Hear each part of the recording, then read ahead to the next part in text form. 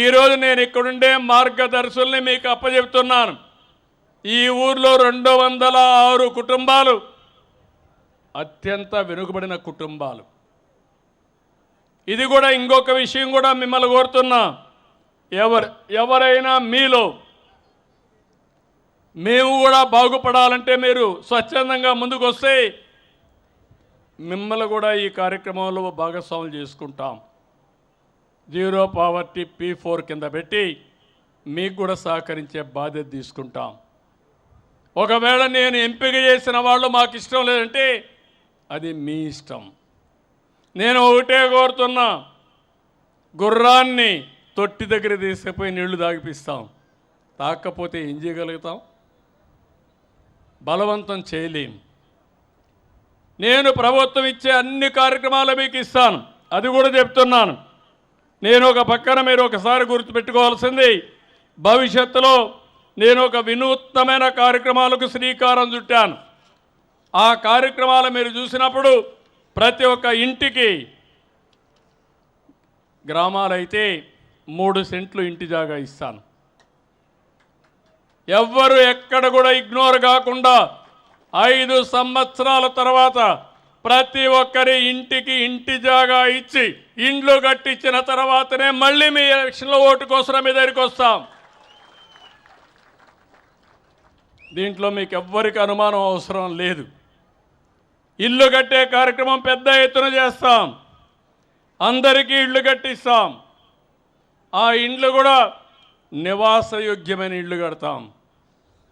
మొన్న మీరు చూశారు, ఇండ్లు కడతామని ఎక్కడో తీసుకుపోయి అనుకూలం కాని ఇంటి జాగాలు మీకు ఇచ్చే పరిస్థితికి వచ్చారు. ఈ ఊరిలో 55 మందికి ఇంటి జాగాలు లేవు, ఇండ్లు లేవు. 1728 కుటుంబాలకు ఉన్నాయి. ఈ 55 మందికి హామీ ఇస్తున్నా, కలెక్టర్కి ఆదేశాలు ఇస్తున్నా, ఎంత ల్యాండ్ కావాలనో ల్యాండ్ ఎక్విజిషన్ తీసుకుని ఇమ్మీడియట్గా ఇళ్ళు కట్టే బాధ్యత జిల్లా యంత్రాంగానికి అప్పచెప్తున్నా. 1752 ఇండ్లలో మరుగుదొడ్లు ఉన్నాయి, 31 ఇండ్లలో మరుగుదొడ్లు లేవు. దీనికి 6 నెలలు టైం. మళ్ళీ మరుగుదొడ్డి లేదంటే ఇక్కడే చాలా బాగా చెప్పాడు మనాడు ఉపన్యాసం మా గ్రామ సెక్రటరీ. ఈ 31 మందికి వ్యక్తిగత మరుగుదొడ్లు కట్టే బాధ్యత అప్పచెప్తున్నా. అదే మాదిరిగా 1753 మందికి ఇంటింటికి నీళ్లున్నాయి, ఒక 30 మందికి లేవు. ఆ 30 మందికి నీళ్ళు ఇచ్చే బాధ్యత అప్పచెప్తున్నా. 1783 మందికి అందరికీ కరెంట్ ఉంది. వాళ్ళందరినీ కోరుతున్నా, సోలార్ పెట్టుకోండి, ఖర్చులు తగ్గిపోతాయి. దానికి అందరికీ 3 కిలోవాట్లు 75,000 రూపాయల సబ్సిడీ ఇస్తాం. ఎస్సీలు ఎస్టీలకి 100% సబ్సిడీలు ఇచ్చి మిమ్మల్ని ఆదుకుంటాం. బీసీలకు అదనంగా 20,000 ఇస్తాం. దీనివల్ల కరెంటు ఛార్జీలు కట్టే పని ఉండదు. మీ ఇంట్లో మీరే కరెంటు ఉత్పత్తి చేసుకునే అవకాశం ఉంటుంది. మీ మోటార్ సైకిల్కి కూడా మీరు ఛార్జ్ చేసుకోవచ్చు. మీ కారు ఉంటే కారుకు కూడా ఛార్జ్ చేసుకోవచ్చు. మీరు ఎక్కడికి పోవాలన్నా మీ ఖర్చు తగ్గే పరిస్థితి వస్తుంది.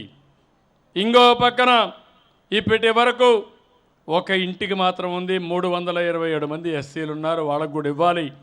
ఎలిజిబిలిటీ అందరికి ఇస్తాం. 1783 మందికి గ్యాస్ ఇచ్చాం, అందరికి ఉన్నాయి. ఇందులో ఎలిజిబుల్ ఉండే అందరికీ ఉచితంగా 3 గ్యాస్ సిలిండర్లు ఇస్తాం. 267 ఇండ్లకు మాత్రం ఇంటర్నెట్ ఉంది. 1516 ఇండ్లకు ఇంటర్నెట్ లేదు, అందరికీ ఫోన్లు ఉన్నాయి.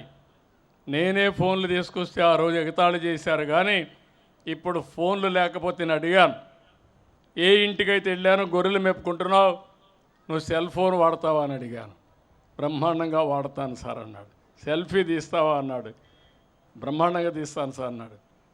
అంటే 10వ తరగతి చదువుకున్నావు, ఇంకెందుకు నువ్వు చదువుకోవడం లేదని అడిగా.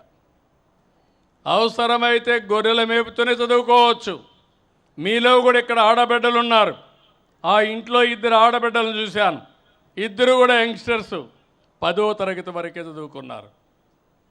ఎందుకు ఇంటర్మీడియట్ రాయకూడదు? మీరు మీ జీవితాల్లో ఉపయోగపడే పరీక్షల్లో ఎందుకు మీరు డిగ్రీలు తీసుకోకూడదు? ఇంట్లో కూర్చొని కూడా చదువుకునే అవకాశాలు ఉన్నాయి. ఇంట్లో కూర్చొని కూడా డబ్బులు సంపాదించే అవకాశాలు ఉన్నాయి. ఈరోజు వర్క్ ఫ్రమ్ హోమ్ వస్తూ ఉంది. మీ ఇంట్లో కూర్చొని నాలెడ్జ్ ఎకానమీలో ఎక్కడికి కావాలన్నా అక్కడికి మీరు పనిచేసే పరిస్థితి వస్తుంది.